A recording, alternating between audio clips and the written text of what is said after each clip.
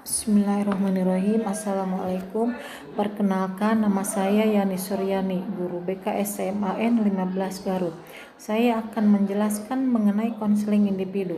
Dari deskripsi masalah, akar permasalahannya, serta pemecahan masalahnya. Sebelumnya saya akan menjelaskan terlebih dahulu apa itu konseling individu. Konseling individu merupakan suatu layanan konseling yang diselenggarakan oleh konselor terhadap klien dengan pertemuan yang bersifat individual. Artinya pertemuan tersebut dilakukan secara tatap muka oleh dua orang yang disebut konselor dan klien untuk membantu klien menyelesaikan masalahnya serta bertujuan agar klien dapat mengaktualisasikan dirinya dan kedepannya klien dapat mengatasi masalahnya yang ada pada dirinya. Tujuan konseling individu. Tujuan konseling individu adalah membantu klien menstrukturkan kembali masalahnya dan menyadari lifestyle serta mengurangi penilaian negatif terhadap dirinya sendiri serta perasaan-perasaan inferioritasnya.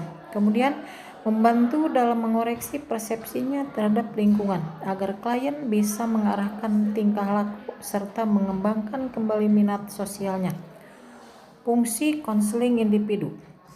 Menurut Hartono dan Sudarmaji tahun 2014, konseling individu atau perorangan memiliki beberapa fungsi, yaitu sebagai berikut. 1. Fungsi pemahaman. Fungsi pemahaman yaitu fungsi pelayanan konseling individual yang mengarahkan kepada pemahaman klien, baik mengenai dirinya maupun lingkungannya. Pemahaman diri yang dimaksud meliputi kepribadian, bakat, minat, dan lain sebagainya. Pemahaman tentang lingkungan mencakup hubungan sosial dan pemahaman mengenai informasi lain yang dibutuhkan mencakup informasi pendidikan, karir, dan lainnya. 2. Fungsi pencegahan.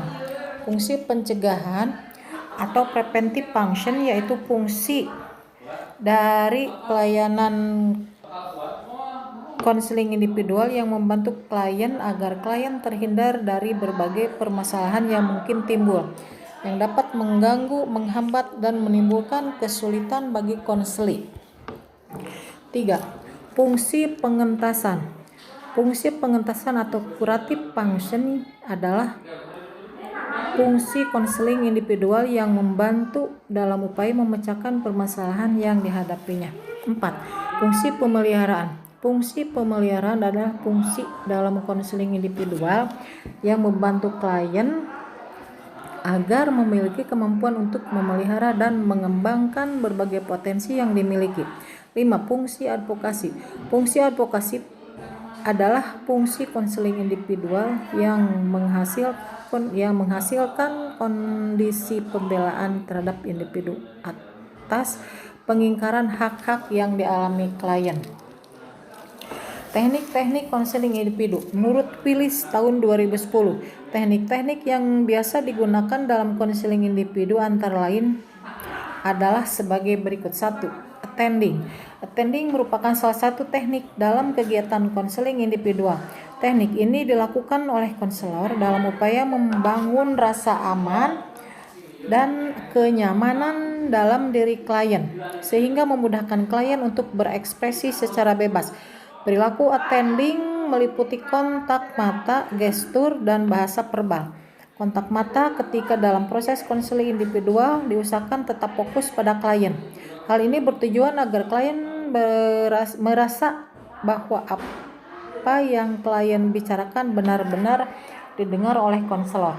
Gestur adalah bahasa tubuh konselor yang diperlihatkan ketika menghadapi klien seperti ekspresi wajah yang tenang, posisi tubuh agak condong ke arah klien, bahasa verbal. Bahasa merupakan alat komunikasi termasuk juga dalam proses konseling individual. Bahasa merupakan alat komunikasi termasuk juga dalam proses konseling individual. Bahasa verbal yang digunakan dalam proses konseling individual yakni dapat berupa anggukan sebagai tanda persetujuan dan juga sebagai tanda bahwa konselor mendengarkan pembicaraan klien. 2. Empati. Empati adalah kemampuan konselor untuk merasakan apa yang dirasakan klien, merasa dan berpikir bersama klien dan bukan untuk atau tentang klien. Empati dilakukan bersama attending. Tanpa perilaku attending mustahil terbentuk empati.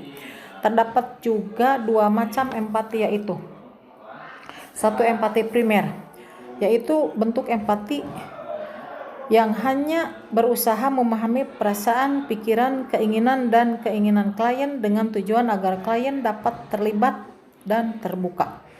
Dua, empati tinggi, yaitu keikutan konselor membuat klien tersentuh dan membuka untuk mengemukakan isi hatinya yang terdalam, berupa perasaan, pikiran, pengalaman, termasuk penderitaannya. 3, refleksi.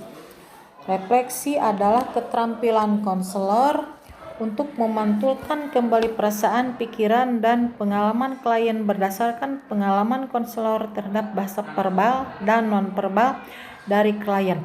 Refleksi itu ada 3, refleksi perasaan, refleksi pengalaman, dan refleksi pikiran. 4. Eksplorasi. Eksplorasi adalah suatu keterampilan yang dimiliki oleh konselor yang bertujuan untuk menggali perasaan, pengalaman pada pikiran klien. Teknik ini penting karena seringkali klien menyimpan rahasia sehingga menutup diri dan tidak mampu mengemukakan pendapatnya secara bebas dan terus terang. Teknik eksplorasi dilakukan untuk membantu klien agar klien dapat berbicara secara bebas tanpa rasa takut, tertekan, maupun terancam. Eksplorasi ada 3 macam, yaitu eksplorasi perasaan, eksplorasi pengalaman, eksplorasi pikiran. 5. Paraphrasing. Paraphrasing adalah kemampuan konselor untuk mengemukakan kembali pesan atau inti pembicaraan yang telah diungkapkan oleh klien. Paraphrasing ini bertujuan untuk menyamakan persepsi dan pemahaman konselor terhadap apa yang telah diungkapkan oleh klien. Paraphrasing baiknya diungkapkan dengan bahasa dan kata-kata yang sederhana serta kalimat yang mudah dipahami oleh klien. Paraphrasing ini merupakan bentuk ringkasan dari ungkapan yang telah disampaikan oleh klien. Dalam penyampaian paraphrasing, konselor melihat respon dari klien. Akar masalah yang dialami anak didik saya sering kesiangan dan pilih-pilih mata pelajaran. Alternatif solusi yang dilakukan yaitu melakukan konseling individu secara berkala dan membuat buku kendali hasil dari pemecahan masalahnya dengan harapan anak tersebut bisa berubah. Alternatif lain, saya juga memberitahu orang tuanya dengan tujuan agar lebih diperhatikan, dengan tujuan supaya anak lebih